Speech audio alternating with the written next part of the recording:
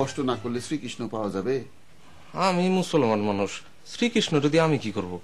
Would you like eggs? আন্ডা খামু তো। All of them? আমি তো যৌতুক চাইতেছি না, বিদেশ যাওয়ার খরচ চাইতেছি। 2 মাস পর পয়সা ফেরত। হামিদ মিয়া শ্বশুরের টাকায় প্রস্রাব করে। একটা জিনিস বুঝতেছেন না আপনি, বাপজান টাকা পাইবো কই? এই দেশে কাজ করার অনেক মানুষ আছে, কিন্তু কাজ নাই। দেশ ছোট, 16 কোটি মানুষ। ঝাড়ুদার?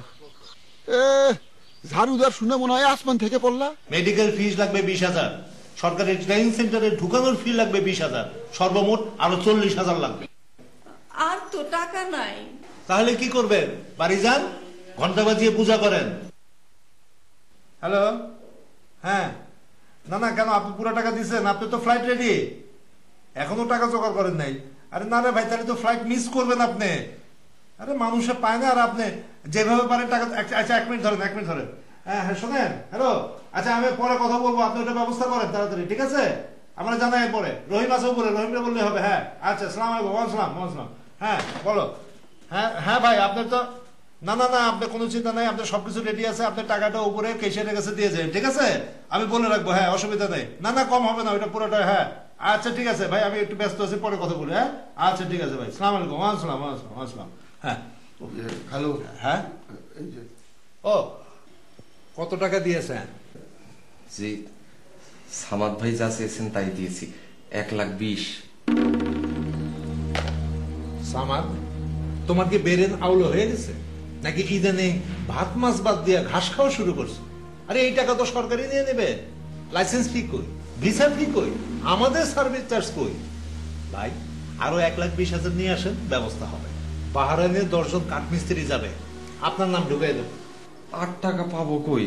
শোনেন ভাই, ফকির যখন ভিক্ষা করে তখন তারও কিছু পুঁজি লাগে। সে তার থালায় নিজের 2-3টা টাকা রাখে। এত বড় একটা চাকরিতে যাবেন, পুঁজি লাগবে না? আমি টাকাটা পাবো কই? আপনার সাথে কথা বলে আমার পোষাবে না, বারবার খালি একই কথা, টাকা পাবো কই, টাকা পাবো কই। আরে বাড়ি যান, ঘর বাড়ি জমি জমা সব বিক্রি করেন, আত্মীয় স্বজনের বাড়ি যান, 5-6 বার ধরেন, সুদেতে টাকা নেন। 3 মাসের মামলা, এর মধ্যে সব টাকা শোধ করে দেবেন ইনশাল্লাহ। আর একটা কথা বলা দরকার, টাকা যা দিছ তা কিন্তু এখন আর ফেরত পাবা না। টাকা সরকারের ঘরে জমা হয়ে গেছে। সরকারের ঘরে একবার টাকা জমা পড়লে আর ফেরত পাওয়া যায় না, এটা সবাই জানে। কাজেই এখন আপনার উচিত যেভাবেই হোক বাকি টাকার জোগাড় দেখা। এখন বিদায়। সামাদ, ওনার উপরে নিয়ে যাও, চা নাস্তা খাওয়া। যে চলো। আসসালামু আলাইকুম।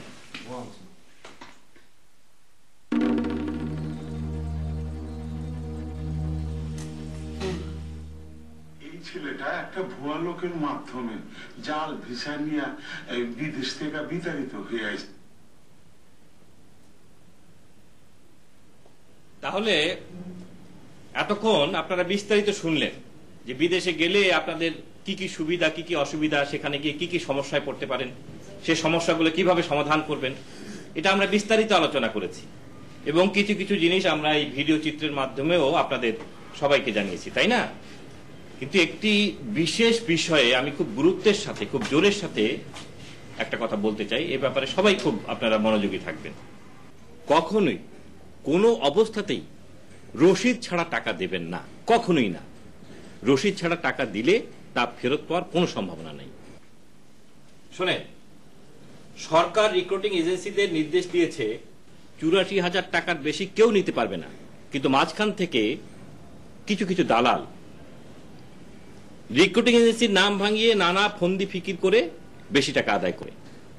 তার রসিদ থাকলে সরকার সেটা ব্যবস্থা নিতে পারে, কিন্তু রসিদ ছাড়া এই টাকা ফেরত পাওয়ার কোনো সম্ভাবনা নেই। আচ্ছা, আপনি কত টাকা দিয়েছেন বলুন তো? আপনার 84,000 দিচ্ছি। আপনি? 84,000। আপনি? আমি ওই একই টাকা দিছি। আপনাদের বোঝানো হয়েছে সত্যি কথা বললে রিক্রুটিং এজেন্সি একটা ঝামেলা করবে, শেষ পর্যন্ত দেশের বাইরে যেতে পারবেন না, তাই তো?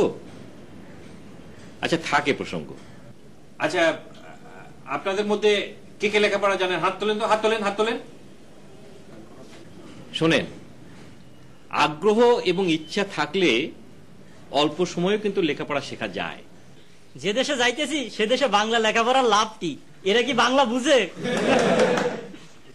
আপনি আপনার স্ত্রীকে চিঠি লিখবেন না? মোবাইলে কথা কব, বিদেশ গিয়া ফের তো ভালো দেখে একটা মোবাইল কিনবো। স্বপ্ন নিয়ে আপনারা বিদেশ যাচ্ছেন, যে অবস্থায় যাচ্ছেন আপনাদের বেশিরভাগ মানুষেরই স্বপ্ন হয়ে যাবে দুঃস্বপ্ন। দুই একটা ভালো কথা বলেন, এগুলা কি বলেন? আপনি কি কাজ নিয়ে যাচ্ছেন? রাজমিস্ত্রি। রাজমিস্ত্রির কাজ জানেন? জানি না, শিখবো। মানুষ শিখতে পারে না এমন কোনো কাম নাই। আপনি কি কাজে যাচ্ছেন? জানি না, আমার ফ্রি পাস, যেই কাজ পাই সেটাই করব। সর্বনাশ। সর্বনাশ কি জন্যে? ফ্রি পাসের উপর পাস নাই। শোনেন, আপনাদের সবারই জেনে যাওয়া দরকার আপনি কোথায় যাচ্ছেন, কি কাজে যাচ্ছেন, আপনার কোম্পানি কি। খালি একবার বিদেশে যাইতে দেন না, দেখেন কি করি। আমরাও খবর পাইছি অনেক মালিক ঠিক মতন টাকা পয়সা দেয় না। টাইট দিয়ে দেবো লাগাতার ধর্মঘট, অফিসে তালা। বিদেশে ধর্মঘট, রাজনীতি, হরতাল নিষিদ্ধ। আপনাকে একেবারে সরাসরি জেলে ঢুকিয়ে দিবে। আপনি একটা বিরাট স্বপ্ন নিয়ে যাচ্ছেন, আর ওখানে গিয়ে কিন্তু এসব করলে আপনাকে জেলে পৌঁছতে হবে। আপনি যাচ্ছেন একটা স্বপ্ন নিয়ে, আর সে স্বপ্ন আপনি জেলে ঢুকে আপনার স্বপ্নকে ধূলিসাৎ করবেন, জেলে পৌঁছবেন। শোনেন ভাই, যে দেশে যাচ্ছেন সেই দেশের কিন্তু নিজস্ব আইন কানুন আছে। সেই আইন কিন্তু আপনাদের অক্ষরে অক্ষরে পালন করতে হবে। যদি অক্ষরে অক্ষরে সেই আইন পালন না করেন তাহলে কিন্তু আইনত ওখানকার নিয়ম অনুযায়ী যে শাস্তি হয় সেই শাস্তি আপনাকে গ্রহণ করতে হবে।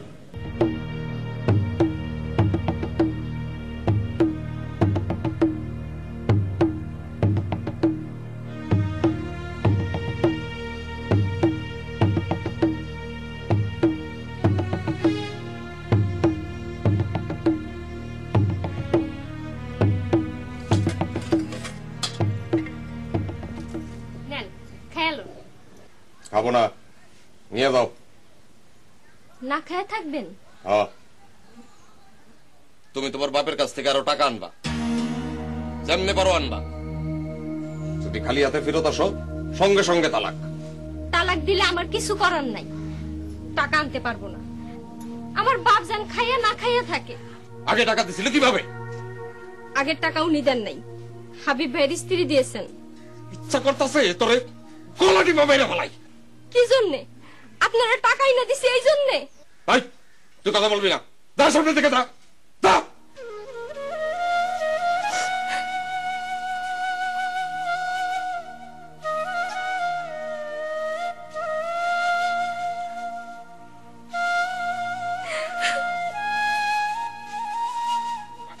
মা, বাবজান খাইব না?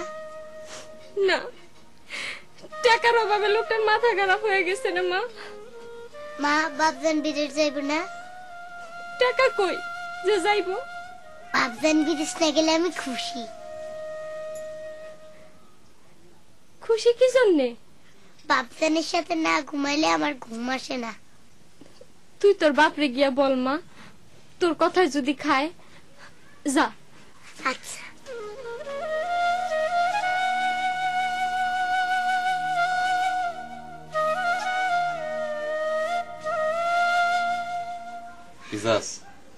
খায়া লও বাবজান। তোর তোর মায়ে পাঠাইছে, থাপ্পড় খাওয়ার আগে সামনে থেকে বিদায় হওয়া। যা। মা, বাবা বকছে।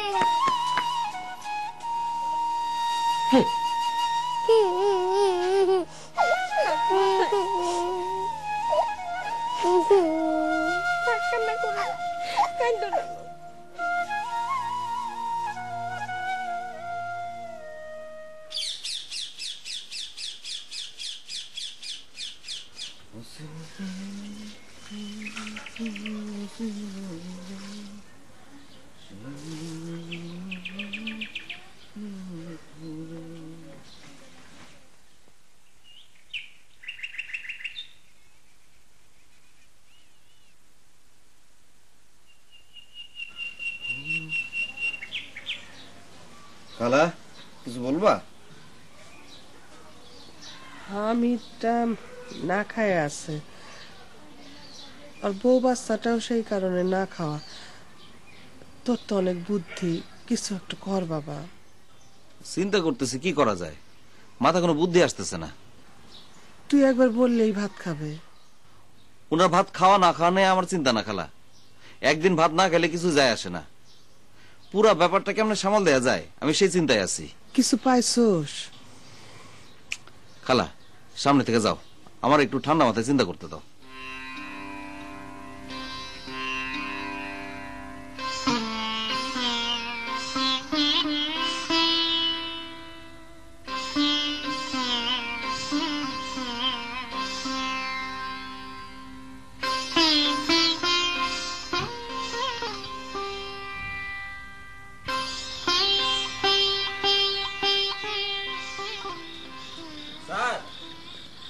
স্যার বাড়িতে আছেন? স্যার স্যার কি হয়েছে হাবিব মিয়া? স্যার হামিদ ভাইয়ের খবর শুনছেন? শুনেছি। সারাদিন না খায় উঠানে বসে রয়েছে, মাথা খারাপ অনেক জোগাড়। আফসোস, বিরাট আফসোস। এরকম একটা ভালো মানুষ বউ পোলাপান নিয়ে সুখে ছিল, ভূতে পিঠে মারল কিল। স্যার আপনি কি সামাদ ভাইয়ের সাথে কথা বইলা বিষয়টা ফয়সালা করবেন? সামাদ আমার কথা শুনবে কেন? সেই গ্রামে বাস করে, আপনার কথা তারে শুনতেই হবে। স্যার আমি কি তারে পাঠাবো আপনার কাছে? না, আমি নিজেই তার কাছে যাব। তুমি যাবো আমার সাথে? চল।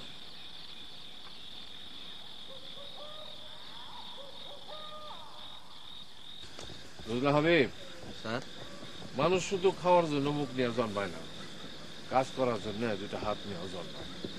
কিন্তু এই হাতের আমরা কাজে লাগাতে পারি না। হাতকে কাজে লাগানোর জন্য আমাদের টাকায় থাকতে হয় বিদেশের দিকে। স্যার খুব সুন্দর একটা কথা বলছেন স্যার। সুন্দর কথা তো আমরা সবাই বলতে পারি, তুমিও বলতে পারো, কিন্তু তাতে লাভ কি? আমাদের দরকার কাজ, কথা না, তাই না? জি স্যার। চল যাই।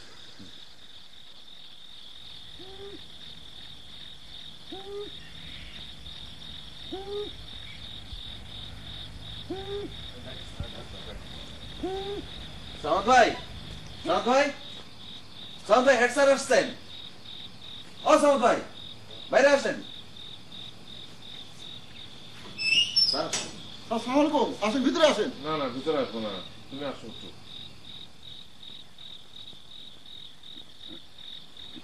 স্যার কি ব্যাপার? তোমার একটা জরুরি অনুরোধ করতে আমি আসছি। স্যার আপনি কেন কষ্ট করে আসছেন? কাউরি দিয়ে খবর পাঠালেই হইতো, আমি কানে ধরে আপনার সামনে উপস্থিত হইতাম।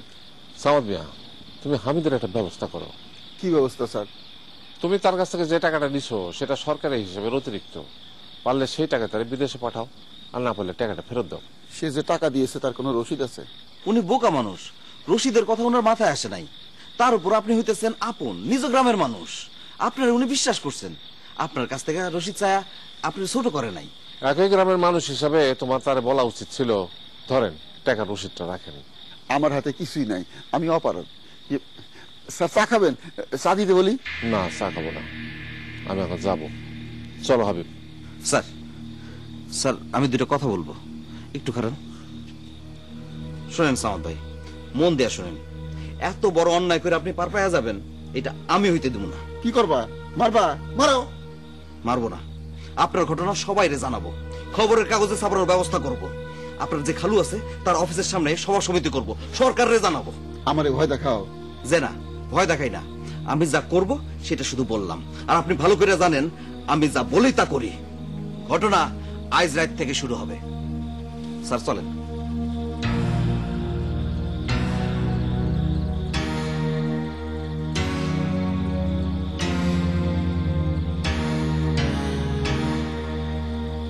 হ্যালো,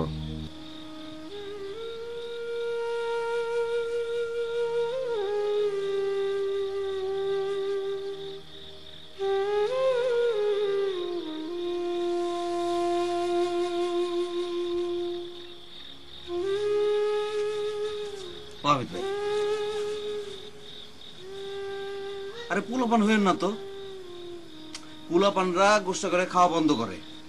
আপনি তো পোলাপান না। আমি তো পথে বসছি, আমার তো আম গাছের দড়ি ঝুলাইয়া গলায় ফাঁস দেওয়া ছাড়া আর কোনো উপায় না। আপনার একটা ব্যবস্থা হবে, অত চিন্তা নিয়েন না তো। শোনেন হামিদ ভাই, আজ রাইতে গানের আসর আছে, আপনি অবশ্যই উপস্থিত থাকবেন। আমার কি গান শোনার মতো মনের অবস্থা আছে রে ভাই? আজকের গান অন্য গান শুনলে আপনার মন ভালো হবে। ভাবি সাহেব কই? ভাবি সাহেব, ও ভাবি সাহেব, ভাত বাড়েন, আজকে রাত্রে আপনাদের বাড়িতে খাবো। সালুন কি? চিংড়ি মাছ আর লাউ শাক। একটু বসেন, 2টা ডিম ভাইজা দিব। দেন। শোনো, ঘরে আলু আছে না? আলু ভর্তা করো। আর হাবিব ভাইয়ের স্ত্রীর খবর দাও। হাবিব ভাই নয় স্ত্রী ছাড়া একা একা খাবে, এইটা কেমন কথা? যাও।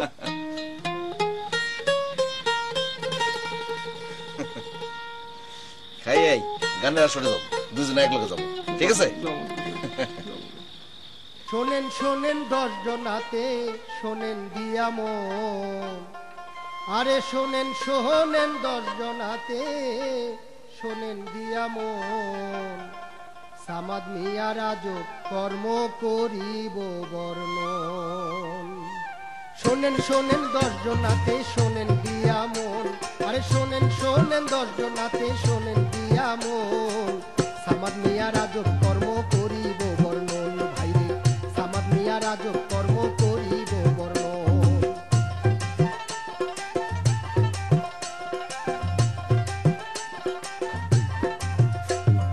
দুষ্ট লোকের মিষ্টি কথা, মধু মধু ভাব, সৎ মানুষ রে পথে বসায় এই লোকের স্বভাব। বলেন বেশ বেশ বেশ, আহা বেশ বেশ বেশ। দুষ্ট লোকের মিষ্টি কথা, মধুর মধুর ভাব, সৎ মানুষ রে পথে বসায় এই লোকের স্বভাব। আহা বেশ বেশ বেশ, আহা বেশ বেশ বেশ। শোনেন শোনেন 10 জনাতে, শোনেন দিয়া মন। শোনেন শোনেন 10 জনাতে, শোনেন দিয়া মন। সামাদ মিয়ার আজব কর্ম করিব বর্ণন। ভাইরে সামাদ মিয়ার আজব কর্ম করিব বর্ণন।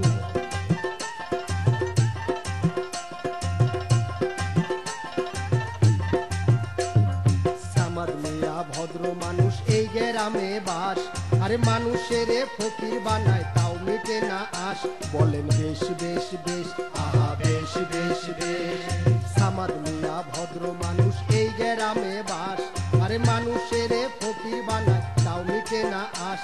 আহা বেশ বেশ বেশ, আহা বেশ বেশ বেশ। শোনেন শোনেন 10 জনাতে, শোনেন দিয়া মন। আরে শোনেন শোনেন 10 জনাতে, শোনেন দিয়া মন। সামাদ মিয়া রাজক কর্ম করিব বর্ণন। ভাইরে সামাদ মিয়া রাজক কর্ম করিব বর্ণন।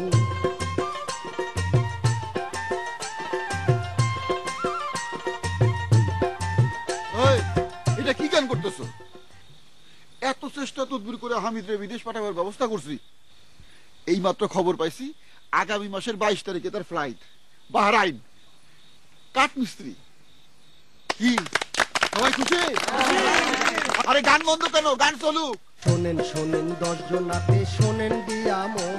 আরে সামাদ ভাইয়ের ভালো কর্ম করিব বর্ণন। বলেন বেশ বেশ বেশ, আহা বেশ বেশ বেশ। আরে শোনেন শোনেন 10 জনাতে, শোনেন দিয়া মন। সামাদ ভাইয়ের ভালো কর্ম করিব বর্ণন।